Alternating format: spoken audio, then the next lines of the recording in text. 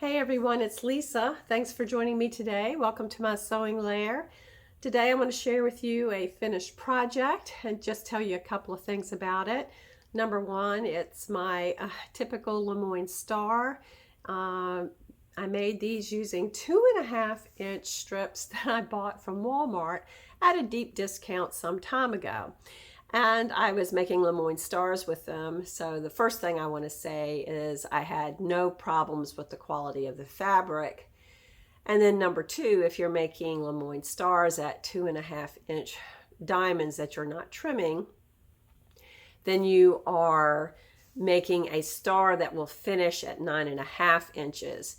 If you elect to put corners on it, as I have, and I like to do it in alternating colors, contrasting colors of light and dark, you will end up with a 13.5-inch finished block, and that gives you quite a bit of real estate for finishing a quilt without doing a whole lot more work. Now, those corner blocks do eat up yardage, so I was able to use up some fabric that I had. So it's not a completely uniform look. I just didn't have enough fabric to do that, but it is pleasing to my eye, and I was able to use yardage. I had bought some, it's a Timeless Treasures spin dot, and it's on the backing, on the binding, and on several of these blocks. And I bought it at huge closeout, as I typically do, from Hancock's. I think I paid $2.99 a yard for it, and this was a super great use for it. So if you're looking to save money, number one, sometimes folks on the internet teach you to be fearful of big box fabric.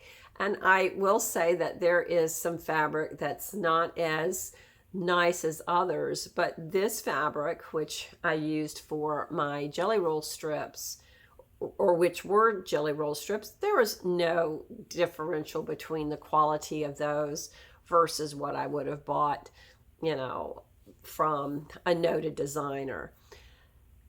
Number two, I have also bought Waverly Inspiration solid fabric from Walmart, and I have not noticed any differential between that and using a Kona solid. And in fact, I can't tell any difference between the two when I look at them. So I would say, be judicious and know what you're buying, just like you would anything. Some choices are better than others, but I had no issues with this quilt. I have really high quality fabric, and I have my Walmart fabric, and it didn't wash any differently, quilt any differently, or anything else.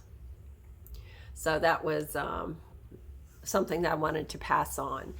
The other thing that I did with this quilt is I put my Juki Kiri through some free motion quilting, and I had really good results with it, and I was really happy with that. I did a mix of free motion quilting on my LeMoyne stars and straight line quilting on the rows and the columns. And I did my straight line quilting first, and then I did my quilting on the interiors of the blocks. So it came together pretty well. It is a lot of work, but I was really happy with how it turned out. And this is going to be my quilt. And the other thing that I did on this quilt is I used a quilt label, which I'll show you. I bought these from Emblem Art, and this is a foldable tag, so you could actually put other writing that you wanted. For example, if you wanted to put your city and state on where you were, where you are. I chose not to. And then you would just fold a tag and just, sew it in your seam allowance. Now, you can't write on this unless you write on ballpoint. It will not accept Pima or any kind of Sharpie. It'll just run. And I would caution against using ballpoint because that will run in the wash. Maybe you can heat set it. I haven't tested that. So that is my opinion, not fact. I haven't tested that out, and I may do that.